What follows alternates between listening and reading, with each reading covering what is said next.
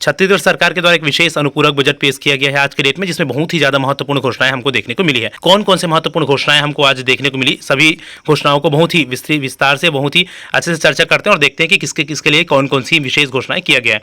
चलिए सबसे पहले बात करते हैं राज्य में लगभग जो जितने भी शासकीय कर्मचारी हैं उन लोगों के लिए। देखो, राज्य के लगभग 5 लाख शासकीय सेवकों को 4% अतिरिक्त महंगाई भत्ता देने की घोषणा करता हूं। मतलब अभी हाल ही में आपने देखा होगा कि 5% और डीए मतलब महंगाई भत्ता का घोषणा किया गया था।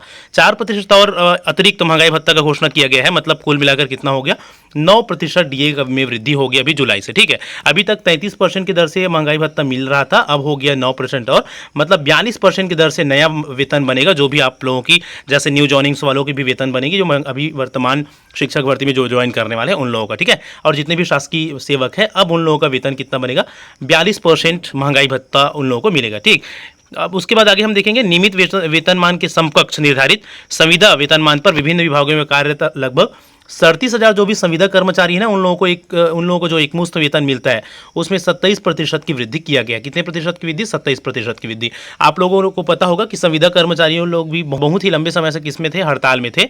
ठीक है, हालांकि उन लोगों का मांग नियमितीकरण का था, लेकिन उन लोगों को एक बढ़िया उन लोगों के लिए भी घोषणा किया गया है कि उनकी जो वेतन है उसमें 27% की वृद्धि की गई है। ठीक है, तो निश्चित ही उनके भी वेतन में विशेष बढ़ोतरी देखने को मिलेगा इससे। उसके बाद आगे हम चलेंगे न्यूनतम वेतन अधिनियम 1948 के प्रावधान के अंतर्गत श्रम विभाग द्वारा निर्धारित दैनिक वेतन भोगी होते हैं। ठीक है, वैसे कर्मचारियों के भी 4,000 रुपये प्रति मासिक की श्रम दर की वृद्धि की गई है। देखिए, दैनिक वेतन भोगी अलग होते हैं और संविदा अलग होते हैं। संविदा किसको बोलते हैं, जिन लोगों का एक मुश्त वेतन होता है और उनको पूरा वो एकमुश्त वेतन दिया जाता है महीने में, है ना, चाहे कोई छुट्टी हो या कुछ भी हो, उनका उतना वेतन बनेगा ही। ठीक, लेकिन दैनिक वेतन भोगी क्या होता है, ऐसे कर्मचारी जो ना जिनको डेली वेजेस पे काम मजदूरी दिया जाता है या उनका वेतनमान दिया जाता है। ठीक है, जितना दिन महीने में काम होगा ना उसके हिसाब से उनकी एक दिन के जितना भी वेतन बनता है उस दर से उनको वेतन दिया जाता है, उनको बोला जाता है दैनिक वेतनभोगी। ठीक है, तो उनके भी वेतन में ना मासिक 4,000 की वृद्धि किया गया है। तो ये उन लोगों के लिए भी एक विशेष और बहुत बढ़िया घोषणा है। आगे हम चलेंगे स्कूल शिक्षा विभाग में कार्यरत अतिथि शिक्षकों के लिए, है ना, इन लोगों के लिए भी प्रतिमाह 2,000 की अतिरिक्त वेतन देने की घोषणा किया गया है। ये भी एक बहुत ही बढ़िया घोषणा है उन लोगों के लिए जो भी अतिथि शिक्षक के रूप में कार्य कर रहे हैं राज्य के दूरस्थ क्षेत्रों में।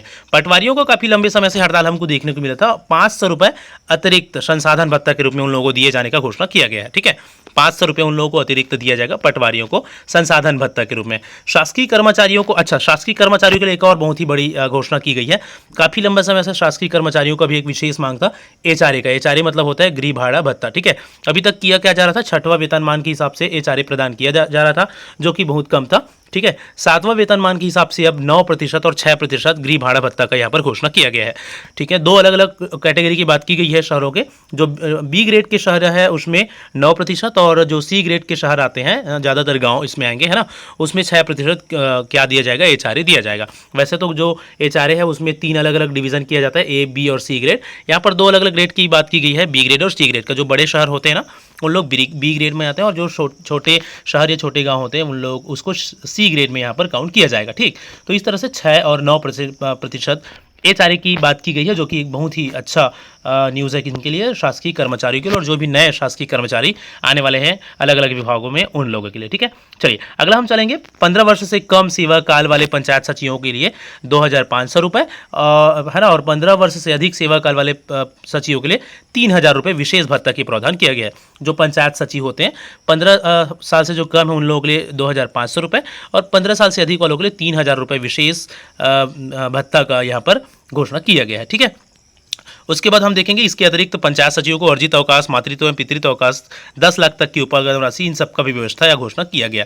पुलिस विभाग में आरक्षक संवर्ग के कर्मचारी को दिए जाने वाले विशेष आइटम्स के एवज में कुल समतुल्य राशि के अधिक कुल 8,000 रुपये वार्षिक इन लोगों को भत्ता दिए जाने की घोषणा किया गया। ठीक है, उसके बाद मितानिन ट्रेनर, ब्लॉक के ऑर्डिनेटर एवं हेल्प डेस्क ऑपरेटर की दैनिक प्रोत्साहन में 100 रुपये प्रतिदिन की वृद्धि की घोषणा की गई है। ठीक है, किसमें, मितानिन ट्रेनर और इन सब में 100 रुपये प्रतिदिन का।